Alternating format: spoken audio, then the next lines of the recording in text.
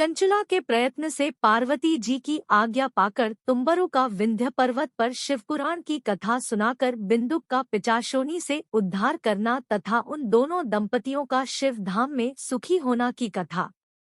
सुज्जी बोले, शौनक। एक दिन परमानंद में मग्न हुई चंचला ने उमा देवी के पास जाकर प्रणाम किया और दोनों हाथ जोड़कर वह उनकी स्तुति करने लगी। चंचला बोली, गिरिराज नंदिनी, स्कंदमाता उमे, मनुष्यों ने सदा आपका सम्मान किया है। समस्त सुखों को देने वाली शंभुप्रिय, आप ब्रह्मा स्वरूपिणी है। विष्णु और ब्रह्मा आदि देवताओं द्वारा सेव्य है। आप ही सगुणा और निर्गुणा है तथा आप आनंद स्वरूपिणी आघा प्रकृति है। आप ही संसार की सृष्टि, पालन और संहार करने वाली है। तीनों गुणों का आश्रय भी आप ही है। ब्रह्मा, विष्णु और महेश्वर, इन तीनों देवताओं का निवास स्थान तथा उनकी उत्तम प्रतिष्ठा करने वाली पराशक्ति आप ही है। अब सूची कहते हैं, शौनक, जिसे सद्गति प्राप्त हो चुकी थी, वह चंचला इस प्रकार महेश्वर पत्नी उमा की स्तुति करके सिर झुकाए चुप हो गई। उसके नेत्रों में प्रेम के आंसू उमड़ आए थे। तब करुणा से भरी शंकर प्रिया भक्तवत्सला पार्वती देवी ने चंचला को संबोधित करके इस प्रकार कहा। पार्वती जी बोली, सखी चंचले सुंदरी, मैं तुम्हारी इसकी हुई स्तुति से बहुत प्रसन्न हूँ। बोलो, क्या वर मांगती हो? तुम्हारे लिए मुझे कुछ भी न देने योग्य नहीं है। चंचला बोली, निष्पाप गिरिराज कुमारी, मेरे पति बिंदुक इस समय कहाँ है? उनकी कैसी गति हुई है यह मैं नहीं जानती। कल्याण में दिनवत्सले, मैं अपने उन पतिदेव से जिस प्रकार संयुक्त हो सकूं वैसा ही उपाय कीजिए। महेश्वरी, महादेवी, मेरे पति एक क्षुद्र जातीय वेश्या के प्रति आसक्त थे और पाप में ही डूबे रहते थे। उनकी मौत मुझसे पहले हो गई थी, ना जाने वे किस गति को प्राप्त हुए। गिरिजा बोली, बेटी, तुम्हारा बिंदुक नाम वाला पति बड़ा पापी था। उसका अंतःकरण बहुत ही दूषित था।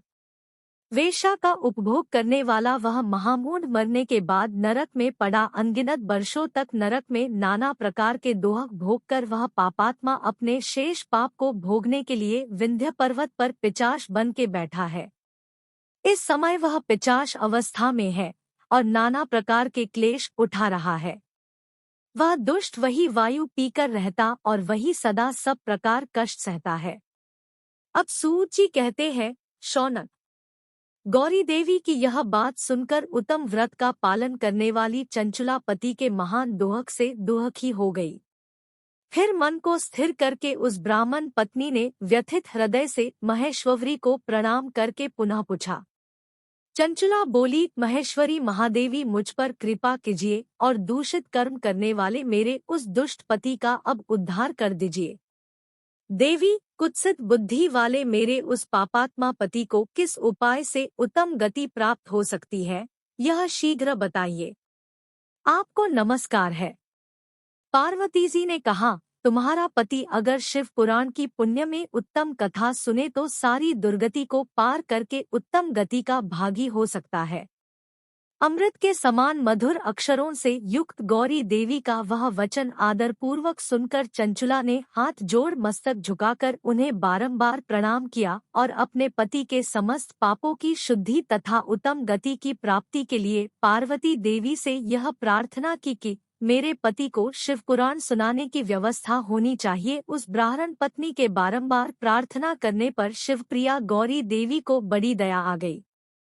उन भक्तवत्सला महेश्वरी गिरिराज कुमारी ने भगवान शिव की उत्तम कीर्ति का गान करने वाले गंधर्वराज तुम्बरु को बुलाकर उनसे प्रसन्नता पूर्वक इस प्रकार कहा, तुम्बरु, तुम्हारी भगवान शिव में प्रीति है। तुम मेरे मन की बातों को जानकर मेरे अभिष्ट कार्यों को सिद्ध करने वाले हो। इसलिए मैं तुमसे एक बात कहती हूँ, तुम्हारा कल्याण हो। तुम मेरी इस सखी के साथ शीघ्र ही विंध्य पर्वत पर जाओ। वहां एक महाघोर और भयंकर पिशाच रहता है। उसका वृतांत तुम आरंभ से ही सुनो। मैं तुमसे प्रसन्नतापूर्वक सब कुछ बताती हूँ। पूर्व जन्म में वह पिशाच बिंदुक नामक ब्राह्मण था। मेरी इस सखी चंचला का पति था, परंतु वह दुष्ट वेश्यागामी हो गया। स्नान, संध्या आदि नित्यकर्म छोड़कर अपवित्र रहने लगा। क्रोध के कारण उसकी बुद्धि पर मूढ़ता छा गई थी। वह कर्तव्य में विवेक नहीं कर पाता था। अभक्ष भक्षण, सज्जनों से द्वेष और दूषित वस्तुओं का दान लेना, यही उसका स्वाभाविक कर्म बन गया था। वह अस्त्र शस्त्र लेकर हिंसा करता, बाएं हाथ से खाता, दीनों को सताता और क्रूरता पूर्वक पराये घरों में आग लगा देता था। चांडालों से प्रेम करता और प्रतिदिन वेश्या के संपर्क में रहता था। बड़ा दुष्ट था। वह पापी अपनी पत्नी का परित्याग करके दुष्टों के संग में ही आनंद मानता था। वह मृत्यु पर्यंत दुराचार में ही फंसा रहा। फिर अंतकाल आने पर उसकी मौत हो गई। वह पापियों के भोगस्थान घोर यमपुर में गया और वहां बहुत से नरकों का उपभोग करके वह दुष्टात्मा जीव इस समय विंध्य पर्वत पर पिशाच बना हुआ है। वही वह दुष्ट पापों का फल भोग रहा है। तुम उसके आगे यत्न पूर्वक शिवपुराण की उस दिव्य कथा का प्रवचन करो, जो परम पुण्य में तथा समस्त पापों का नाश करने वाली है। शिव पुराण की कथा का श्रवण सबसे उत्कृष्ट पुण्य कर्म है। उससे उसका हृदय शीघ्र ही समस्त पापों से शुद्ध हो जाएगा और वह प्रत्योनि का परित्याग कर देगा। उस दुर्गति से मुक्त होने पर बिंदुक नामक पिशाच को मेरी आज्ञा से विमान पर बैठा कर तुम भगवान शिव के समीप ले आओ। अब सूत जी कहते हैं, शौनक, महेश्वरी उमा के इस प्रकार आदेश देने पर गंधर्वराज तुम्बरु मन बड़े प्रसन्न हुए। उन्होंने अपने भाग्य की सराहना की। तत्पश्चात उस पिशाच की सती साध्वी पत्नी चंचला के साथ विमान पर बैठकर नारद के प्रिय मित्र तुम्बुरु वेगपूर्वक विंध्याचल पर्वत पर गए, जहां वह पिशाच रहता था। वहां उन्होंने उस पिशाच को देखा। उसका शरीर विशाल था, थोड़ी बड़ी थी। वह कभी हंसता, कभी रोता, कभी उछलता था। उसकी आकृति बड़ी विकराल थी। भगवान शिव की उत्तम कृति का गान करने वाले महाबली तुम्बुरु ने उस भयंकर पिशाच को पाशों में बांध लिया। तदनंतर तुम्बुरु ने शिवपुराण की कथा बांचने का निश्चय करके महोत्सवयुक्त स्थान और मंडप आदि की रचना की। इतने में ही संपूर्ण लोकों में बड़े वेग से यह प्रचार हो गया कि देवी पार्वती की आज्ञा से एक पिशाच का उद्धार करने के उद्देश्य से शिव पुराण की उत्तम कथा सुनाने के लिए तुम्बुरु विंध्य पर्वत पर गए हैं। फिर तो उस कथा के सुनने के लोभ से बहुत से देवर्षि भी शीघ्र ही वहां जा पहुंचे। आदर पूर्वक शिव पुराण सुनने के लिए आए हुए लोगों का उस पर्वत पर बड़ा अद्भुत और कल्याणकारी समाज जुट गया।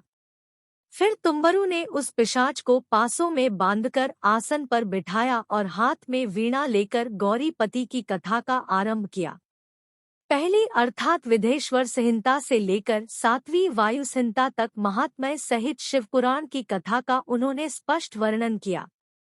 सातों संहिताओं सहित शिवपुराण का आदरपूर्वक श्रवण करके वे सभी श्रोता पूर्ण रूप से कृतार्थ हो गए। उस परम पुण्यमय शिवपुराण को सुनकर उस पिशाच ने अपने सारे पापों को धोकर उस पैशाचिक शरीर को त्याग दिया। फिर तो शीघ्र ही उसका रूप दिव्य हो गया। अंगकांति गौर वर्ण की हो गई। शरीर पर श्वेत वस्त्र तथा सब प्रकार से सुशोभित आभूषण उसको अंगों को उद्भासित करने लगे। वह त्रिनेत्रधारी चंद्रशेखर रूप हो गया। इस प्रकार दिव्य देहधारी रूप होकर श्रीमान बिंदुक अपनी प्राणवल्लभा चंचुला के साथ स्वयं भी पार्वती वल्लभ भगवान शिव का गुणगान करने लगा। उसकी स्त्री को इस प्रकार से सुशोभित देख वे सभी देवर्षि बड़े विस्मित हुए। उनका चित्त परमानंद से परिपूर्ण हो गया। भगवान महेश्वर का वह अद्भुत चरित्र सुनकर वे सभी श्रोता परम कृतार्थ हो प्रेमपूर्वक श्री शिव का यशोगान करते हुए अपने अपने धाम को चले गए। दिव्यरूपधारी श्रीमान बिंदुक भी सुंदर विमान पर अपनी प्रियतमा के पास बैठकर सुखपूर्वक आकाश में स्थित हो बड़ी शोभा पाने लगे। तदंतर महेश्वर के सुंदर एवं मनोहर गुणों का गान करता हुआ वह अपनी प्रियतमा तथा तुम्बुरु के साथ शीघ्र ही शिवधाम में जा पहुंचा। वहां भगवान महेश्वर तथा पार्वती देवी ने प्रसन्नतापूर्वक बिंदुक का बड़ा सत्कार किया और उसे अपना पार्षद बना लिया। उसकी पत्नी चंचुला पार्वती जी की सखी हो गई। उस घनीभूत ज्योति स्वरूप परमानंदमय सनातन धाम में अविचल निवास पाकर वे दोनों दंपति परम सुखी हो गए।